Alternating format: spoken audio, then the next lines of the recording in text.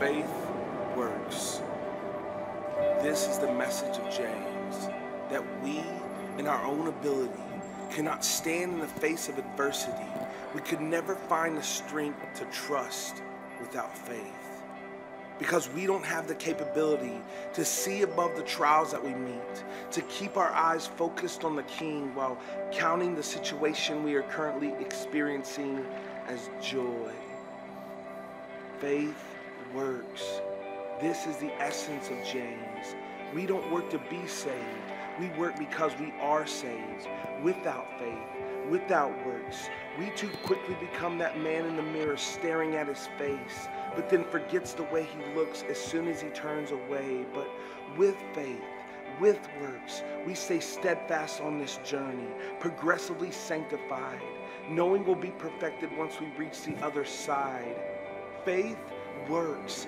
This is the cry of James, that faith apart from works can never be sustained, that in every day and in every way we should see this truth proclaimed, because it's faith that makes us doers of the word, not just hearers. It's faith that keeps us humble, not proud. It's faith that directs our tongues to bless, not to curse. It's faith that causes us to show mercy, not judgment. It's faith that leads us to true religion, not its empty substitute. And it's faith that's causing us to preach the good news to every tribe, tongue, and nation with every breath that we breathe. And it will be faith that causes us to worship our God for all eternity. This is the message of James. Faith works.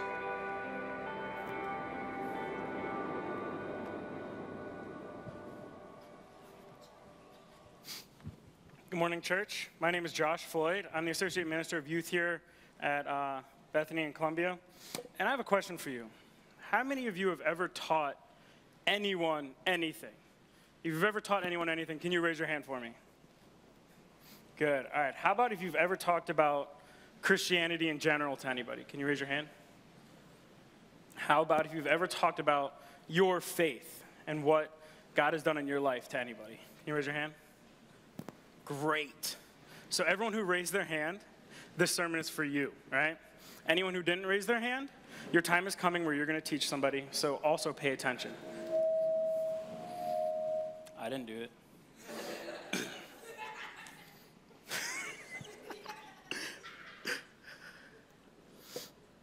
All right, today we're going to be walking through James 3, 1 through 12.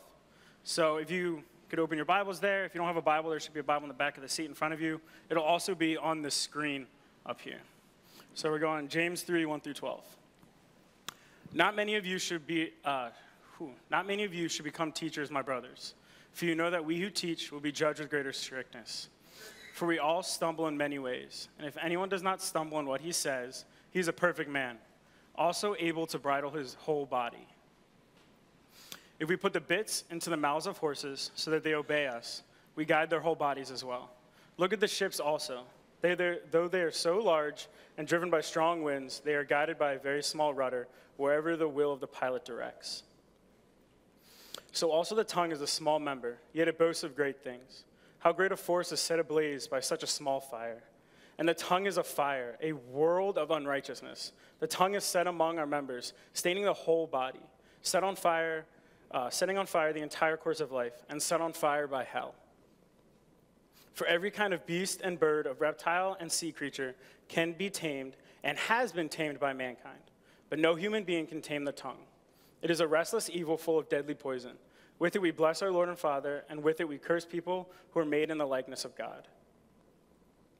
From the same mouth come blessing and cursing. My brothers, these things ought not to be so.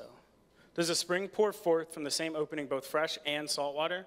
Can a fig tree, my brothers, bear olives, or a grapevine produce figs?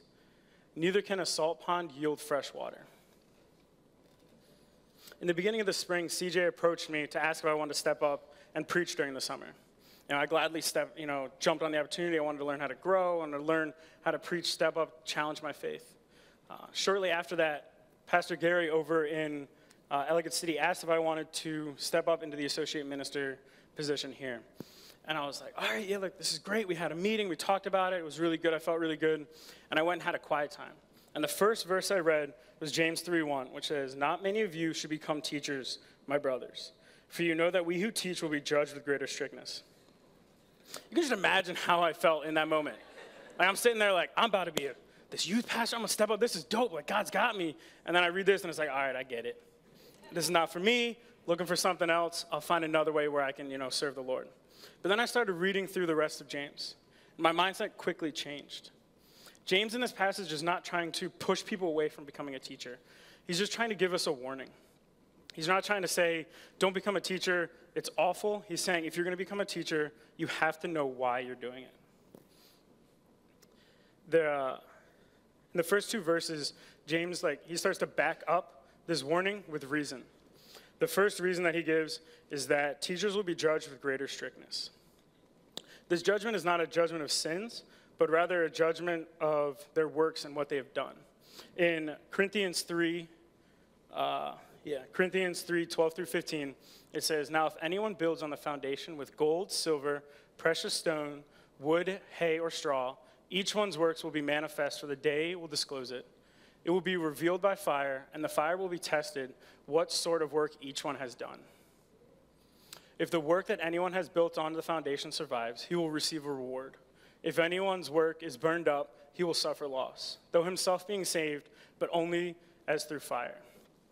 This verse here is talking about the judgment seat of Christ, and how as Christians, when we die, we're going to stand before God, and all of our works and everything we've done will be tested through fire.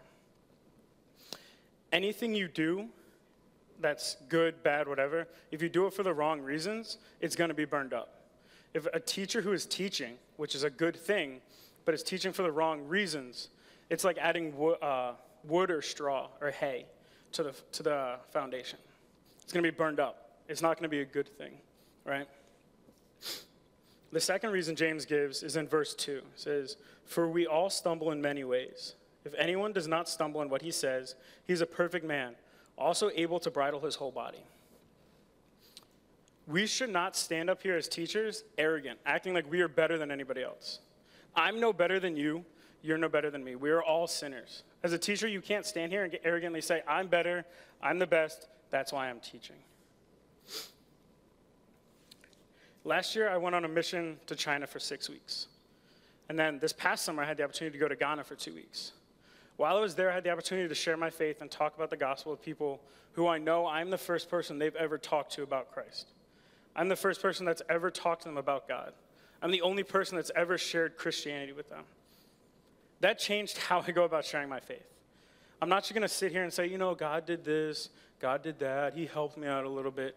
I want to share my faith in a way that is glorifying to God, in a way that doesn't diminish what God has done in my life. So my question to you is, how do you share your faith?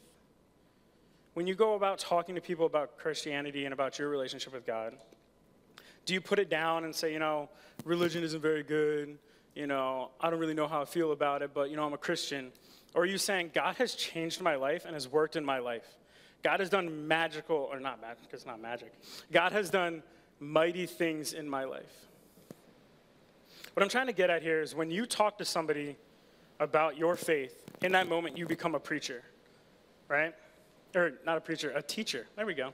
In that moment you become a teacher. So we all need to heed James's warning about teaching, right? We all want to be good teachers, right? We don't want to go out and fail, because nobody wants to fail.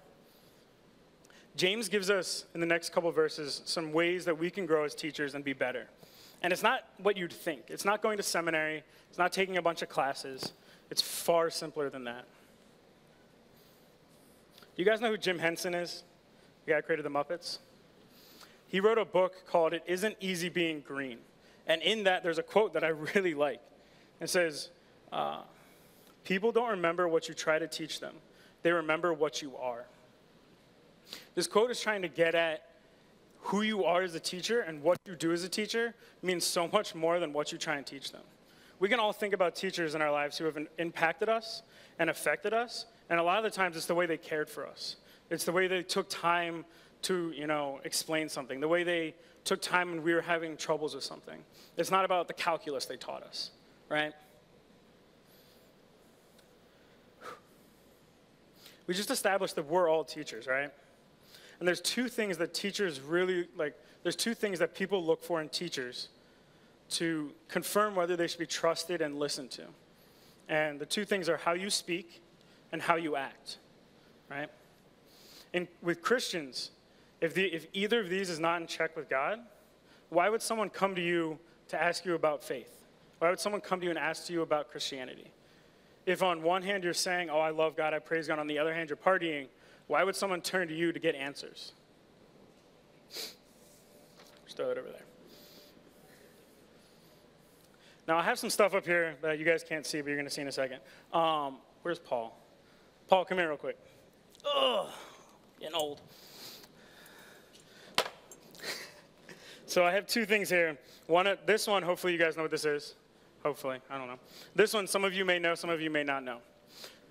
What? This is, here we go. Hold on, here you go. Happy birthday. This right here is a bit, right? It goes in a horse's mouth, in the back of the mouth, where there's no teeth, where there's just gums, right? You want to put it in your mouth or no? I'm not shoving that in the back of my mouth. All right, we're not going to put that, right? I mean, I'll put it in my mouth. No, it's good. We're not going to put it in your mouth. And then on the back of the horse, the rider sits with the reins, right? And no matter how big the horse is, if the rider has the reins and the bit is in the horse's mouth, the rider can control where the horse is going, right? Thanks, Paul. Do you want to take a picture? All right. The second thing I have up here is a ship. Now, most of you know that ships are pushed by wind, right? The wind hits the sail, and the ship goes forward. But without this little piece right here, the ship can't turn. This is called a rudder. It's a little piece compared to the size of the ship, but without it, the ship is not turning. It's just going straight. Both of these illustrations they're illustrations that James uses, but they're great illustrations to get at the point that is made in verse 5. Yeah. So the tongue is also a small member, yet it boasts of great things, right? Both the rudder on a ship and the bit in a horse's mouth are small compared to the thing they're trying to control. Our tongue is small compared to our body. But a tongue that is in check can control your body for good. James quickly switches from how powerful a tongue is in general to how destructive a tongue can be if left unchecked. In verse 5 and 6, it says, so also the tongue is a small member, yet it boasts of great things. How great a force is set ablaze by such a small fire. And a tongue is a fire, a world of unrighteousness. The tongue is set among our members, staining the whole body, setting on fire the entire course of life, and set on fire by hell. James is comparing an unchecked tongue to a raging fire. A raging fire like the Great Chicago Fire. How many of you guys know about the Great Chicago Fire? Great, you guys are really good at raising your hands. I like that. The Great Chicago Fire was in October 1871 and burned for 2 days. Killed an estimated 300 people and caused $200 million in damage. Now, I'm not saying your tongue is actually going to cause a fire. Hopefully, I don't really know. But how many times have you seen relationships crumble or conflicts start all over what a person says? In a commentary about James by the author R. Kent Hughes, he says, I don't know what's up there. James is saying that those who misuse the tongue are guilty of spiritual arson. A mere spark of ill-spoken word can produce a firestorm that annihilates everything it touches. I didn't do that one either. One way as Christians that we misuse our tongue is through gossip. But it's not normal gossip. It's gossip disguised in like Christianese lingo, right? How many times have you walked down the hallway and you walk past a couple people and you hear, girl, did you hear about Joe? He's getting a divorce. We need to pray for him. That is not really prayer, like asking for prayer, right? I'm not saying we shouldn't ask for prayer, but asking for prayer and using it as a vessel for gossip is not okay. If you are using prayer as a vessel for gossip, you need to stop. It needs to stop. We as a body cannot grow and build if we are gossiping about each other. All right. The last point that I really want to get across today is that as teachers, we cannot be hypocritical. We're going to skip over verses 7 and 8. We're going to come back to those in like a hot second. In verses 9 through 12, James says, with it we bless the Lord and Father, and with it we curse the people who are made in the likeness of God. From the same mouth come blessing and cursing. My brothers, these things ought not to be so. Does a spring pour forth from the same opening both fresh and salt water? Can a fig tree, my brothers, bear olives? Or a grapevine produce figs? Neither can a salt pond yield fresh water. How can we as Christians say we need to love people and love on people, but not help when someone's in trouble? How can we as Christians, go to church on a Sunday, sing praise songs, love God, but then the next day at work, curse the person who didn't send the email in time? As Christians, your every action will be watched and judged. As teachers, your every action will be watched and judged. You cannot live two different lives.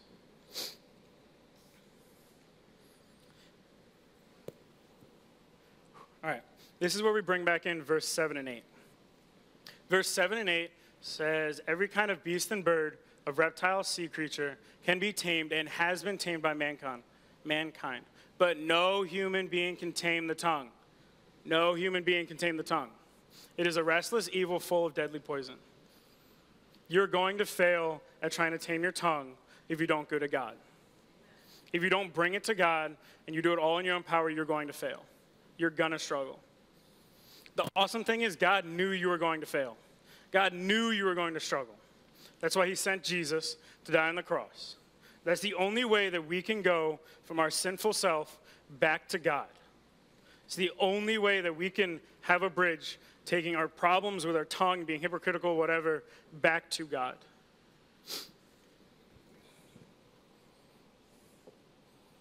We're powerless in our own strength.